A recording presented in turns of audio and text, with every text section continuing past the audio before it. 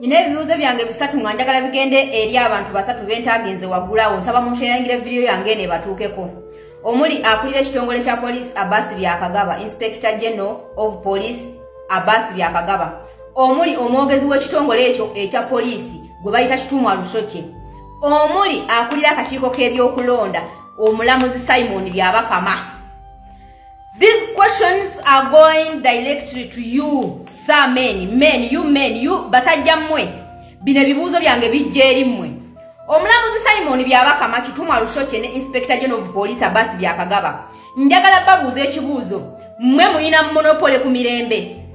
Are you the one who have monopoly on peace? Mmwe muyina monopoly ku mirembe gye mwogerako? Mwagala tulowooza nti ffe bannayuganda abaasalawo genda mu kalulu ke tumanyi obulungi nti temugenda tulangirira ne bwe tunaakawangula. Mmwe mutusinga okwagala emirembe. Ffe tuli basiru nnyo tetwagala mirembe. Y'ensonga lwaki twajja mu kalulu nga tumanyi mugenda tukola ebintu ebyo bye muli mutukola. Mr. Abbas Byakagaba, I have seen your interview or your press conference today, or it was today or yesterday, I don't know.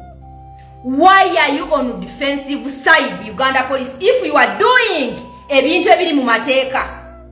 Uganda police bwe mba mukola ebintu nga mukimanyi nti ebintu bye mukola biri mu mateeka, lwaki mwe muli ku defensive? Why are you coming on TVs and radio each and every day morning convincing to Ugandans nti ebintu bye mukola biri mu mateeka? Why are you defending yourselves?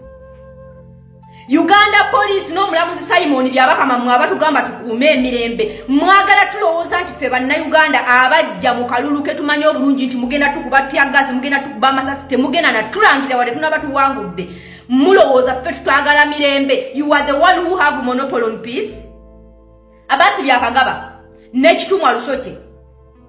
Mwagala tulowooza nti ffe bannayuganda tetwagala mirembe. Mwabakuba bannayuganda amasasi ne mubalinnya ne mmotoka zammwe ne mubakuba tyagasi nga bali peaceful. Mmwe musinga okwagala emirembe okutusinga. Ffe abasalawo okujja mu bintu bino, okujja mu kalulu kano nga tukimanyi you are partisan. Simon Byabakama, you are partisan. And you are NRM, by the way, you are NRM cadre. Kitumwa Lusokye, you are the same. Abbas Byakagaba, you are the same. We don't expect anything good from you people. And you think we are the one who don't want peace in Uganda. Singa bannayuganda bali tebagala mirembe. Ngera tebagala kubeera ensi yabwe ebeeremu emirembe. Singa twajjayo dde ebyokulwanyisa nga twekubanyama ku nnyama basajja mmwe.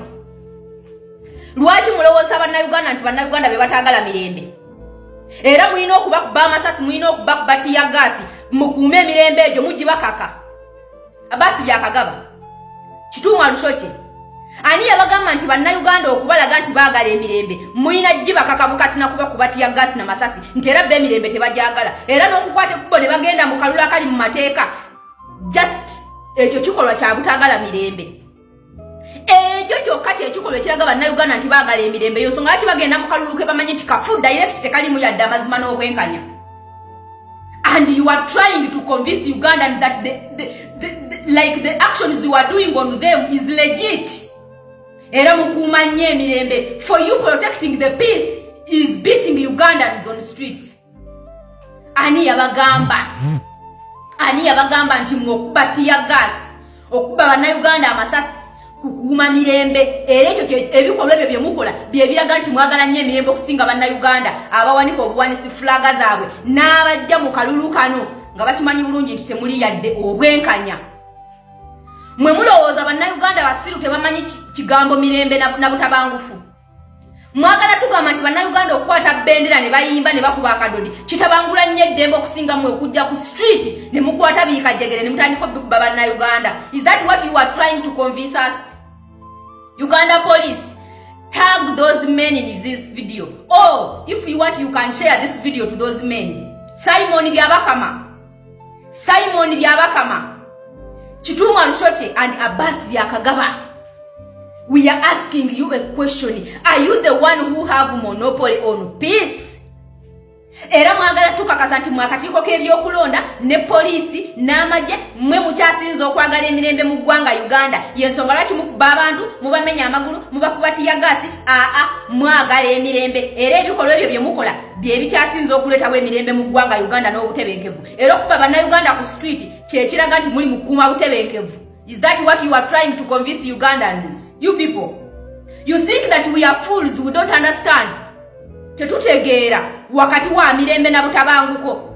Wakati wa mirembe na butali mirembe. Era mwagala tukonvinsinga nti ffe just okwogera obwogezi n'okuwanika fulaga n'okuba akadodi bitabangulira ddala emirembe tewaba mirembe nga tubikola era mwokutukubatiya gaasi kyekiraga nti kati mukuumye obutebenkevu era mukuumye emirembe. That is what you are trying to convince Ugandans, and you are moving around the TV stations and radio stations convincing Ugandans your nonsense. You want to legitimize your nonsense you are doing to Ugandans. You people, do you really think that we are fools? Simon Byabakama, we know very well that you are partisan. We know very well that you are not going to do anything.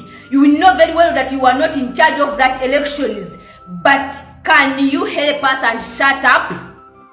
If you cannot defend the constitution of Uganda, you can help Ugandans and shut up and do your nonsense in silence. Because we are tired of your stupidity on TVs, on radio stations. You are coming out to defending nonsense. Nonsense. And you are legitimizing your bad actions on Ugandans. You are legitimizing killing Ugandans. You are legitimizing beating Ugandans on the street. And that's what you are telling us, that you are keeping law and order. Is that keeping law and order? Is the constitution telling you that to keep law and order you have to beat people? You have to kill people with your vehicles? You want to remove number plates when you are operating in your operation ibichi. Muina kujako number plate. That is keeping peace. That is peace for you. And you want to convince us that we cannot stand and fight with you. That's what you want to tell us, huh? That for you, for us, we don't love peace. You are the one who love the peace more and more, You love peace more than Ugandans.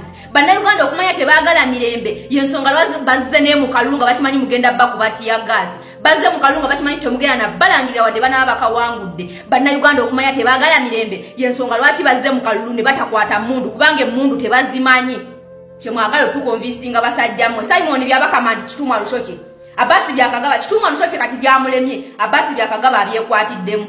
We are seeing generals in yellow t-shirts and you want to tell us that we Ugandans, we are the one breaking the laws of Uganda. Simon Byabakama Kitumwa Lushoche and Abasi Byakagaba, if a citizen breaks a law, it cannot give an officer authority to break the law, to enforce the law. Techuwa mu police oba musirikale oba wa UPDF kumenya mateeka gegamu okukwasisa mateeka. Don't fool us, please.